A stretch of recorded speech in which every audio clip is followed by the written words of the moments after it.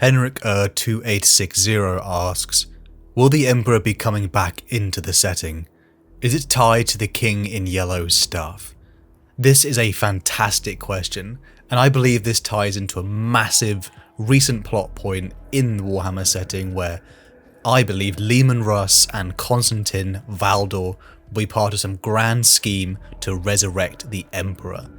I'd also like to link to a fantastic video made by my fellow lore YouTuber Sandman of Terror, who goes into the explanation about this Star Child. So if anyone wants any piece there, it's a fantastic way to get caught up on that current lore.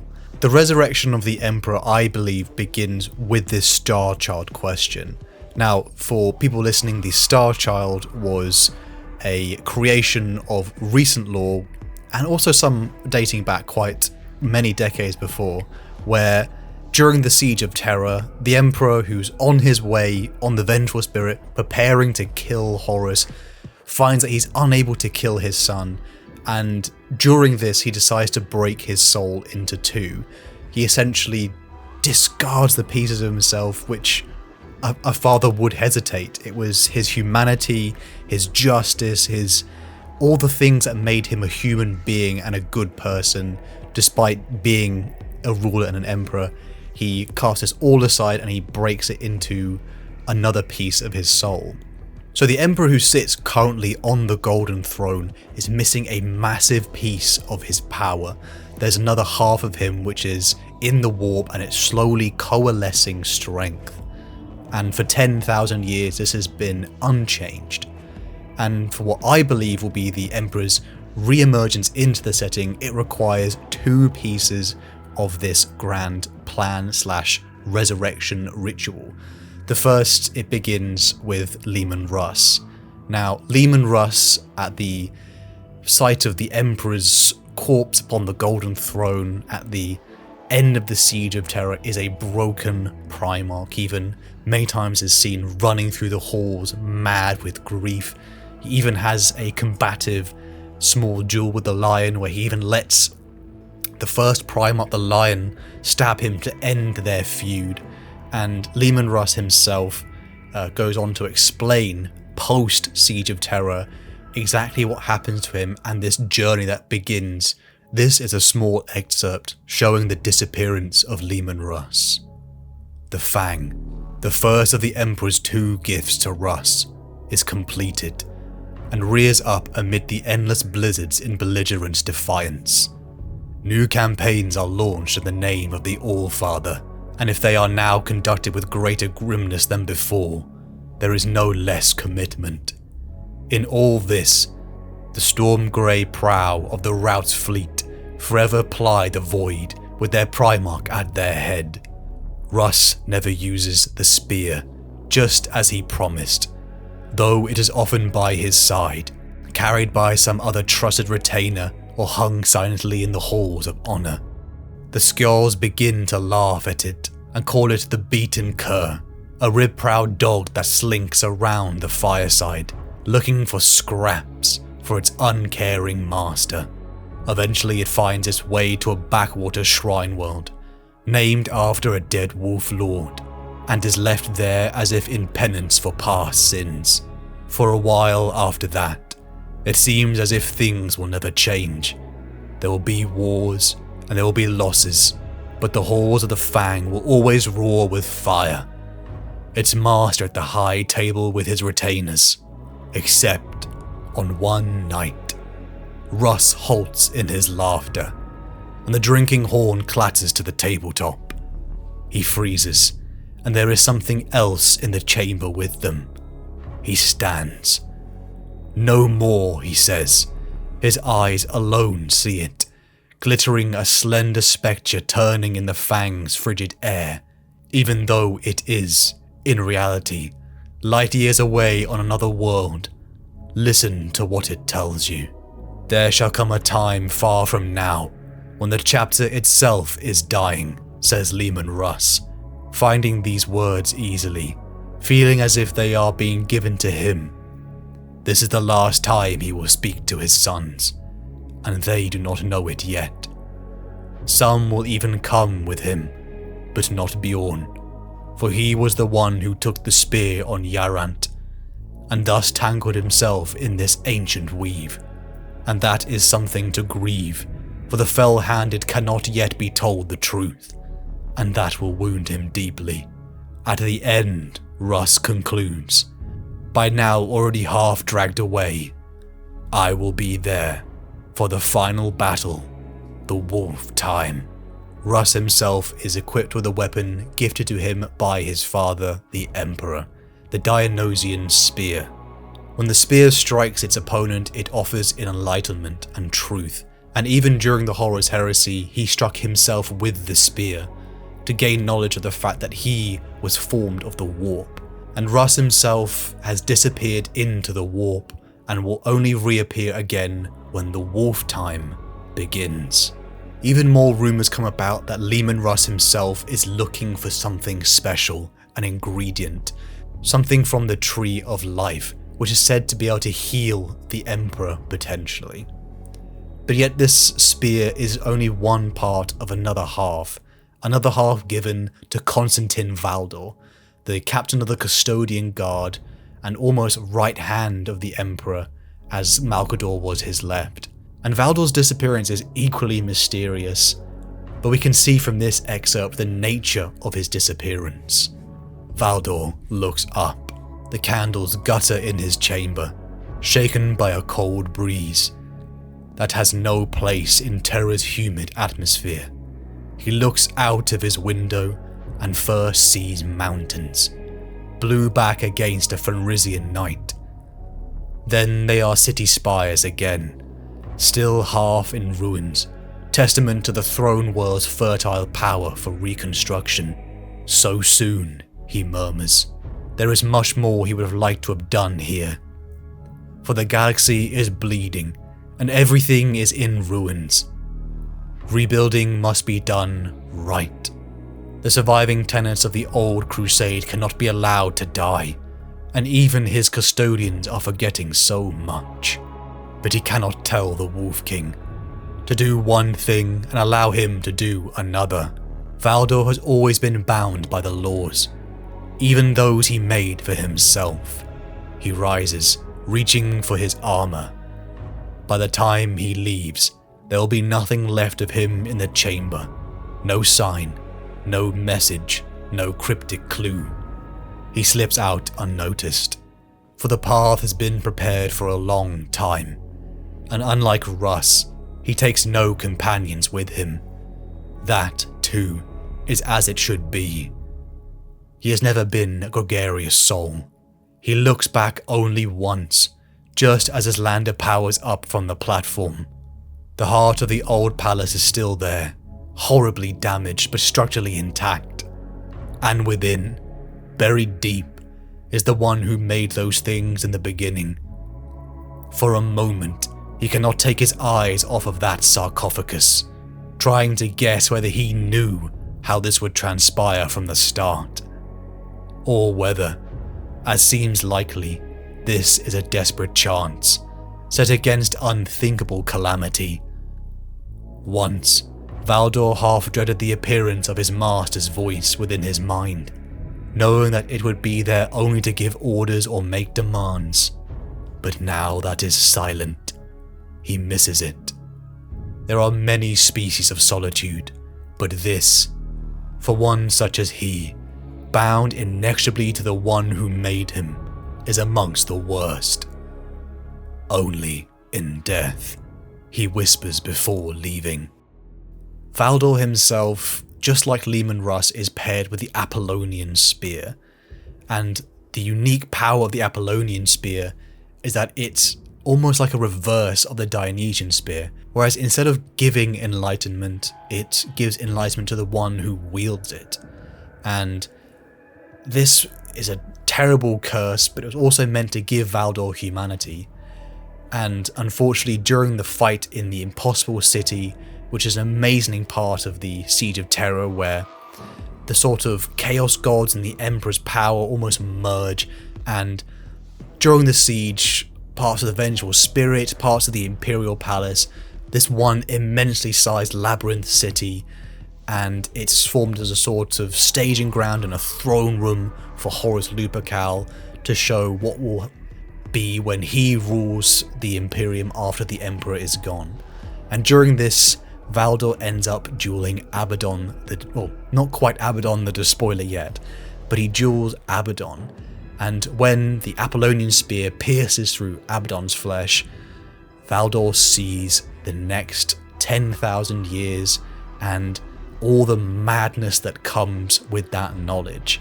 And even building upon that, when he has killed demons and other people corrupted by chaos, he has taken that all in, and it's very much left a wound and a scar upon him. And this links into the modern plotline of the King in Yellow, currently in the Beckwin series.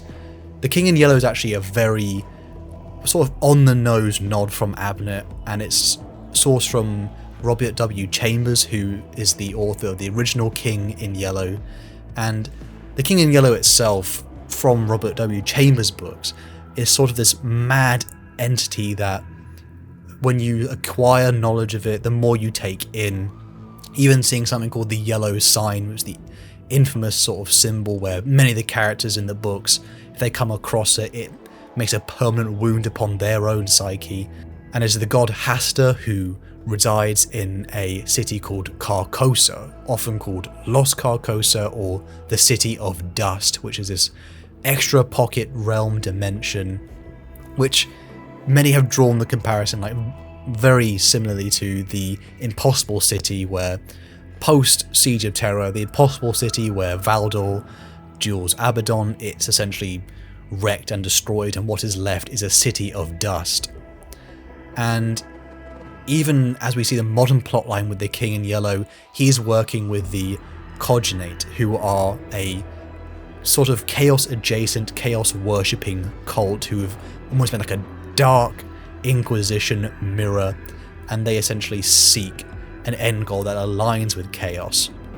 And it very much hits on the theme where Valdor is acting as this King in Yellow, and again the possibility of Valdor himself acquire, like, the more knowledge he knows, it's very much a Lovecraftian thing, the more knowledge you find, the more you take into yourself, the more you wish you didn't know it, because it's maddening. Knowledge is not freedom in this aspect. And the fact that this King in Yellow currently now has his grand plan is something that will link all of these sort of threads together. And you may be thinking, what have Russ and Valdor been doing this entire time, and what's this to do with the resurrection of the Emperor? And I will admit this is more sort of my own theory, but I do believe the plot points have, and the hints have been there the entire time, which is that the King in Yellow currently seeks to find the Emperor's true name. And for those who are thinking, why does he need the true name of the Emperor? The true names in Warhammer almost work like an understanding, like how in our own language, if you sort of break down words, that's how you find the sort of original meanings of them. And it's very much how, like, Grey Knight, again, massive thank you to Sandman, who makes a great point. I've linked his video in the description, how demons and Grey Knights is a fantastic example, because demons have a true name, and if you acquire their true name, you're able to control them or seal them. Grey Knights have names where they're the antithesis of demons, so they're able to fight them. And the King in Yellow essentially seeks to find the true name of the Emperor. And as we mentioned right at the beginning, when the Emperor split himself into parts, this created the Star Child. And I believe that the Star Child is perhaps one of these ingredients to resurrect the Emperor, or at least in some way.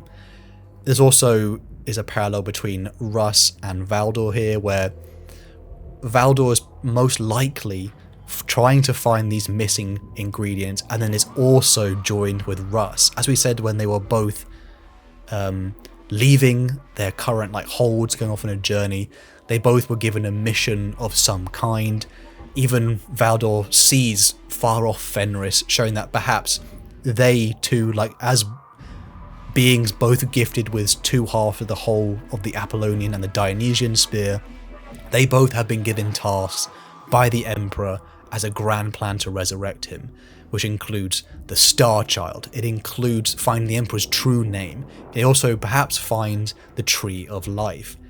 And you may be thinking, as much as the Tree of Life is an ingredient as well, the Tree of Life may not literally be an actual tree, and perhaps it may essentially be knowledge. If anyone does know their Norse mythology, when Odin was trying to find knowledge or go into the underworld, he hung himself from the Tree of Life, I think Yggdrasil, and he bled into the tree and used that to acquire more knowledge. So perhaps the Tree of Life is, or could essentially be, the Emperor's true name, or just another ingredient needed into the resurrection of the Emperor. There's also a small part I wish to tackle on, which is Enuncia, which is a sort of world language introduced more towards the end of the Horus Heresy. And Enuncia are almost like words of power, like in Skyrim, like sort of like Fusro Da in a way. They're sort of a language that allows it to influence the material world. And it's also explained that perhaps this power, which even in the Emperor's own origins, the Emperor came across the cognate in vast time expanses way before the setting in the early BC era, that he came across Enuncia written on the Tower of Babel, which was erected to worship chaos. And perhaps Enuncia may also play a part in the fact that if Enuncia itself is like a sort of a true representation of power, perhaps written by the Old Ones, words and meanings and names that affect the universe in that way, perhaps the Emperor's own name is a sort of Enuncia itself, but it's one so powerful that it requires Leman Russ to go on this immense journey to find this last piece of the puzzle. And hopefully that answers the question of, will the Emperor come back to the setting? Yes, and it's very much tied to this King in Yellow storyline, and it's also tied, I believe, with Leman Russ, and they are both essentially finding ingredients to then bring the Emperor back. And we will finish this off with a few more questions, quick ones here, for people who are looking to understand just any more parts about Warhammer lore. Definitely please put more in the comment section if you have any you want me to answer, as I can also hopefully ask fellow lore masters here to jump in, and if there's any questions we can get to it. So the first one here comes from at BBQ and DDIT6237. He says, "What's going on with Fulgrim's clone? Will we ever actually get any resolution on it? The Emperor's Children are my favourite legion, but honestly I wish they stayed loyal." It's a great question, because I think they have explained slightly that the Fulgrim clone, which is it Joshua Reynolds or Anthony Reynolds, I believe that may have been an exclusive piece of lore to the Fabius Bile trilogy, and I think it may be a plot point they might use potentially in the future, but I do believe they will most likely stay away from it, as Fulgrim is intended to be a demon Primarch, and so I think it's now sort of permanently in Trajan's museum. But it's very unfortunate, because that could be a very interesting piece of lore, and again, read the Fabius Bile books, because they are pretty immaculate. At Rosemary Bradley 761, they ask, where did Sevatar go? I think I might make a full video on this, just because it's quite an interesting topic, but essentially Sevatar hasn't really gone anywhere. I do believe he's still locked up by the Dark Angels, but they have explained that they're going to be doing something with that awesome character, and I will probably make a video on all the possibilities and what currently led up to that, and basically where I think they will be going with that. At MG Bandit 75 asked, what happened to Saul Tarvitz? My brother, poor Saul Tarvitz, he was at the Isfahan 3 massacre, and I do believe as many of the Emperor's children loyalists, he unfortunately did die on Isfahan 3. Again, it's probably, many people thought, I'd love to see him again, but it's such an impactful character death, and I do believe that as much as it still guts me that Saul Tarvitz is dead, I think it was the right thing to do, because it'd be an absolute shame if not many big characters died in this massive lore-changing event. And the last one here is from @EvanF1443. He asked, was Malcador actually a perpetual? The information seems to be somewhat conflicted. Some accounts say yes, some seem to indicate that he was a partially powerful psyker. It's a great question. I do have my own theories on this. I believe that it's hinted many times, even when Jagatai speaks to Malcador, and what Horus uncovers about Malcador is Malcador's shameful past. He was part of a organization called the Sigillites, and I believe the kind of big secret was that Malcador wasn't born a perpetual like many of the others. He wasn't born immortal and with that power. I think Malcador is almost like Vulcan in a way, where he was made into a perpetual, or perhaps the big shameful secret is that Malcador, his shameful past is that he stole life energy, and as much as we've seen other characters do it, where you can transfer life energy and become a perpetual, like John Grammaticus, I think Malcador died and was resurrected artificially in a way, or in some case through sacrifice that the people were not willing, and therefore he was made into an artificial perpetual later, like John Grammaticus. But you could also argue, I think he was, if I remember the characters, Avida, who was the perpetual who served at the Chaos Gate on Moloch for the Emperor. I think at the sacrifice of her death, when Magnus, during the Siege of Terror, killed Malcador briefly, because obviously a perpetual usually can't die, perhaps Malcador wasn't a perpetual until Avida gave up her perpetual life to Malcador, and perhaps for a brief amount of time Malcador became a true perpetual. With that being said though, I think if anyone has any other questions you want to ask a lore master, it could be specific or generic, absolutely just go for it and I'll be happy to talk about it. Thank you so much for watching, and I'll catch you next time.